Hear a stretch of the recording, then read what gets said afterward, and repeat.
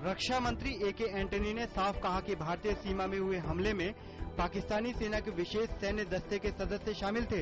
रक्षा मंत्री ने घटना स्थल का दौरा करके लौटे सेना प्रमुख जनरल विक्रम सिंह से इस मामले में मिले ब्यौरे के बाद लोकसभा और राज्यसभा में दिया बयान। एंटनी के बयान के बाद लोकसभा में आरजेडी और भाजपा समेत अन्य दलों के सदस्यों ने कुछ और सवाल किए, जिनके जवाब वे रक्षा मंत्री से चाहते थे। इसे लेकर हो रहे बार बार शोर शराबे के कारण सदन की कार्यवाही हुई बाधित।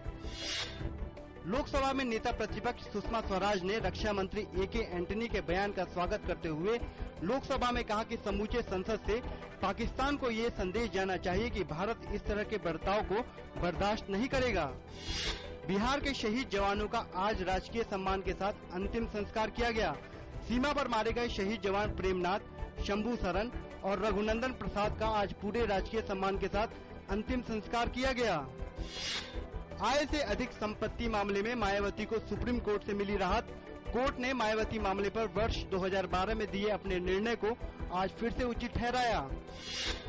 उच्चतम न्यायालय ने मगन लाल बरेला की फांसी की सजा पर अगले आदेश तक रोक लगाई। मगन लाल को जबलपुर जेल में आज फांसी दी जाने वाली थी। मगन लाल को अपनी 5 बेटियों की हत्या के आरोप में फांसी की सजा दी गई थी। एक अन्य मामले में उच्चतम न्यायालय ने इशरत जहां मुठभेड़ मामले में आईपीएस अधिकारी पीपी पांडे को गिरफ्तारी के खिलाफ अंतरिम संरक्षण देने से इनकार किया। इससे पहले कल गुजरात उच्च न्यायालय ने आईपीएस अधिकारी पीपी पांडे की अग्रिम जमानत याचिका खारिज कर दी थी। केंद्रीय मानव संसाधन विकास मंत्री एम पल्लम राजू ने कहा कि उन्होंने सीमांत क्षेत्र की चिंताओं से कांग्रेस द्वारा गठित की गई समिति को अवगत करा दिया है। उन्होंने कहा कि क्षेत्र के लोग एकीकृत आंध्र प्रदेश के पक्ष में हैं।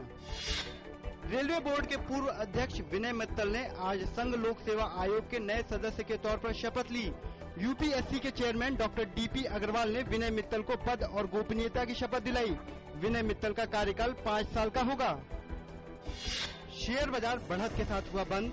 सेंसेक्स 124 अंक की बढ़त के साथ 18,789 अंक पर हुआ बंद। वहीं नेशनल स्टॉक एक्सचेंज का निफ्टी 46 अंक मजबूत होकर 5,566 अंक पर पहुंचा।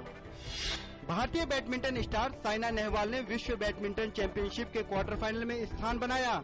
आज खेले गए प्री क्वार्टर फाइनल में साइना ने थाईलैंड की 15वीं सीड पॉर्नटिप बुराना पार्ससुक को 18-21, 21-16, 21-14 से शिकस्त दी। बॉल टेम्परिंग, फिक्सिंग और स्लेजिंग से शर्मसार हुए क्रिकेट में अब बैट टेम्परिंग के नए विवाद ने भूचाल खड़ा किया। ऑस्ट्रेलिया और इंग्लैंड के बीच खेली जा रही एशेज सीरीज के मैचों में बल्लेबाजों पर हॉट स्पॉट तकनीक से बचने के लिए बल्ले के किनारे सिलिकॉन टेप चिपकाने के आरोप लगे हैं।